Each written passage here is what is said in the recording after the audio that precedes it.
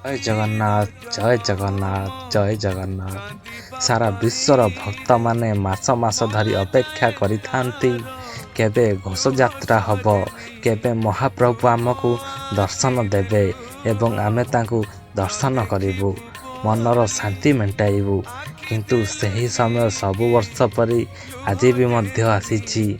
ମହାପ୍ରଭୁ ଜଗନ୍ନାଥ, ବଡ଼ ଭାଇ ବଳଭଦ୍ର, ଭଉଣୀ ମା ସୁଭଦ୍ରା ମନ୍ଦିର ବାହାରକୁ ଆସିଛନ୍ତି।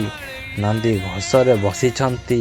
ଦୀପ ଆଳତି ଭୋଗ ରାଗ ସବୁ ଲାଗି ହେଉଛି, କିନ୍ତୁ ଭକ୍ତଙ୍କର ସ୍ନେହ ପ୍ରେମ ଲାଗି ହୋଇପାରୁନି।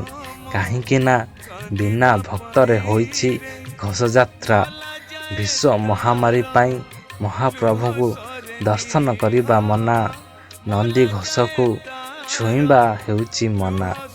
ଯେଉଁଠି ଭକ୍ତଙ୍କୁ ନେଇକି ଭଗବାନ, ଭଗବାନଙ୍କୁ ନେଇକି ଭକ୍ତ, କିନ୍ତୁ ସେଠି ଆଜି ପାଚେରୀ ହୋଇ ଛିଡ଼ା ହୋଇଛି ବିଶ୍ୱ ମହାମାରୀ। ଠାକୁରଙ୍କର ବେଶ ଅଛି ସତ, କିନ୍ତୁ ମୁହଁରେ ହସ ନାହିଁ। ଠାକୁରଙ୍କର ଘୋଷଯାତ୍ରା ହେଉଛି ସତ, କିନ୍ତୁ ଟାଣିବାକୁ ଭକ୍ତ ନାହିଁ, ଭକ୍ତ ନାହିଁ, ଭକ୍ତ ନାହିଁ।